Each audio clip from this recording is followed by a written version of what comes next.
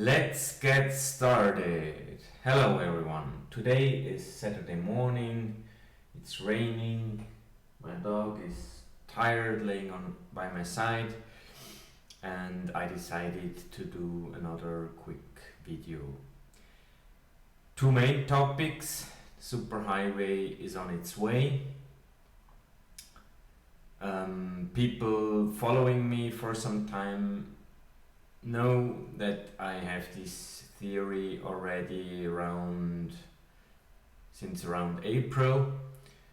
I have made two videos about it. In a recent video, which I think I called The Plot Thickens, I basically tried again to reiterate that the soup is cooking and it's cooking hot.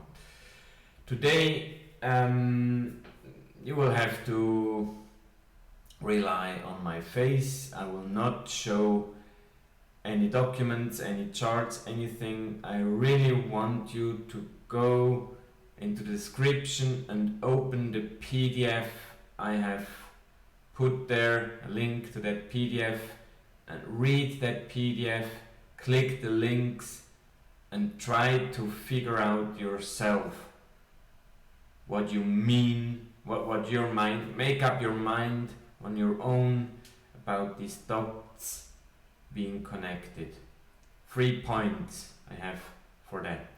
Task group, which is basically a gateway or payment provider, gateway or payment systems provider, mainly focusing on the European area, but I think they have global business as well. And the link I have provided in the PDF, actually two links. In one, they list what their tool can and how it compares to RippleNet, and that it basically integrates RippleNet. For me, the most important attribute they listed is under liquidity. Reserves are not required, meaning if we clear that out in proper English, it means XRP is used because banks will not need Nostro accounts anymore. Another document for the task group, they write about continuous development of the different network integrations, and one of them is Ripple.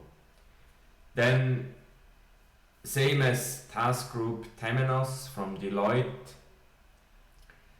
I know the article I listed there in the PDF is older already, from 2016 already, but they basically state that the Ripple blockchain protocol has been fully integrated into Temenos T24 through the Blue Zelle Altitude Gateway.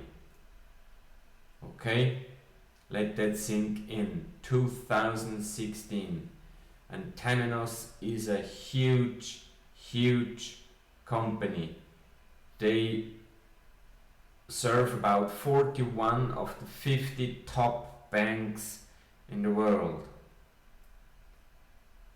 And now there again, regarding the Swift Ripple not partnership, I believe it'll be kind of a cooperation only, in the way that the participants in the Swift network will be able to use their preferred payment and settlement solutions via APIs. One of the GPI, Swift GPI features or functionalities is the real-time tracking of validations and of payments, and I think they call it payments tracker. Interestingly, Ripple will bring in the first week of November, I think around the 7th of November, an update to their data API, and one of the functionalities of that API is a real-time tracking of validator agreements, which in my opinion is the prerequisite for the GPI payments tracker. Could be that they use a different thing, but if the dots we try to connect are real, then that's kind of a pre-proof.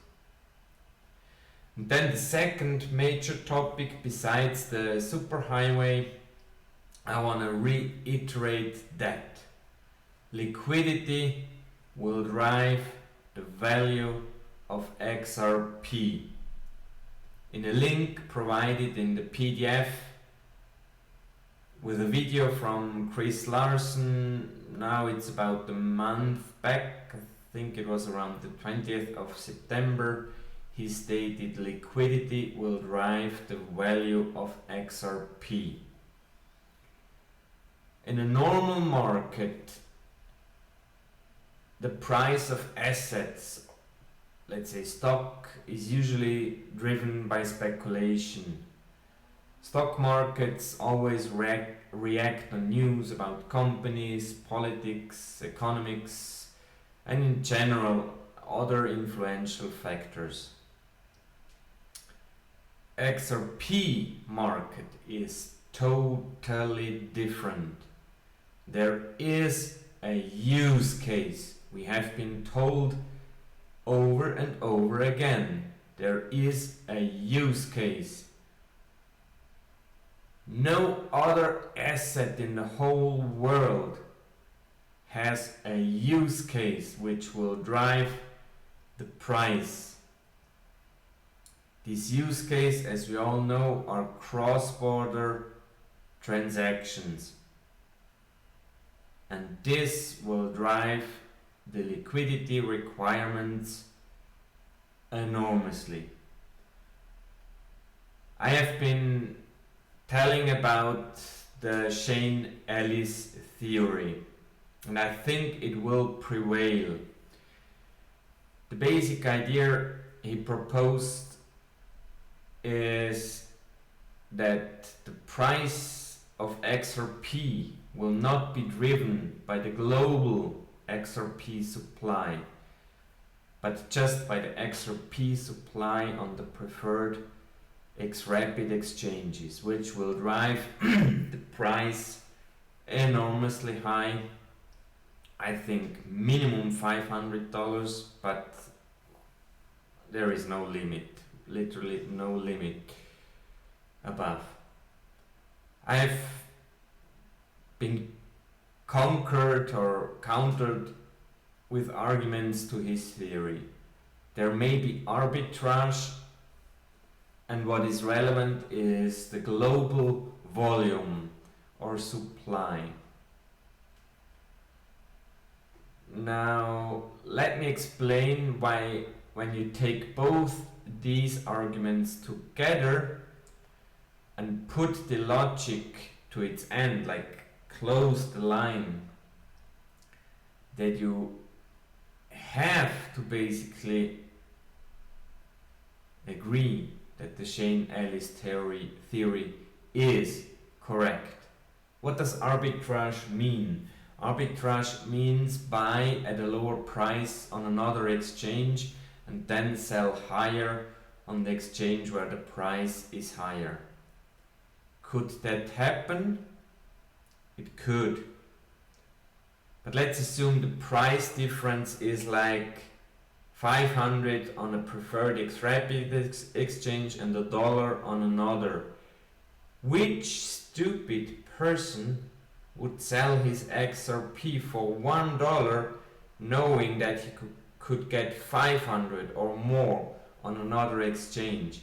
That simply will not happen. Now maybe once it happens, a few of these arbitrage going on, but it will not take,